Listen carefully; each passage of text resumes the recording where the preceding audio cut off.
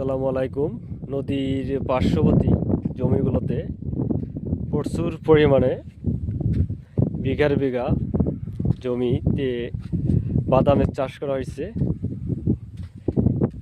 এগুলা কেবল বের হয়েছে, আবার কিছু বাদাম ফুল এসে গেছে, সেগুলা একটু উপরের দিকে আছে। জমিগুলো উপরে দেখতে দেখা যাচ্ছে প্রতিনিয়ত।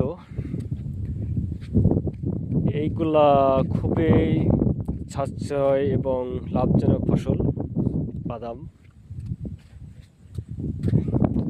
খরচ নাই বলতে গেলেই চলে, শুধু বীজ কেনা আর গেলা, সার দেওয়া লাগতেছে না, যার কারণে চর অঞ্চলের মানুষ বাদাম বেশি করে। এক ধরনের খুবই লাভজনক ফসল। আবার কিছু জমিতে ধানের চাষ করছে, বেশি একটা ধানগুলো ভালো হয়নি, তবে উপরে যে ধানের জমিগুলো আছে এগুলোতে এত পরিমাণ ধান যা এরির মৌসুমের মতো বিঘায় হয়তো বা 25-26 মণ পর্যন্ত নামতে পারে। আর পাশে দেখতে পাচ্ছেন আপনারা, এখানে নদী ড্রেজিংয়ের কাজ চলতেছে।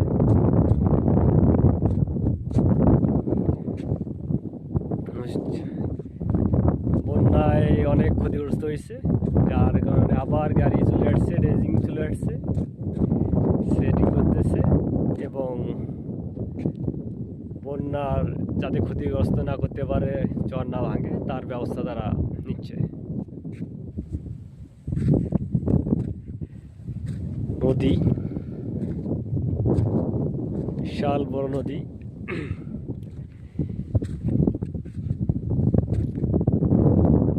ধন্যবাদ সবাইকে। আসসালামু আলাইকুম।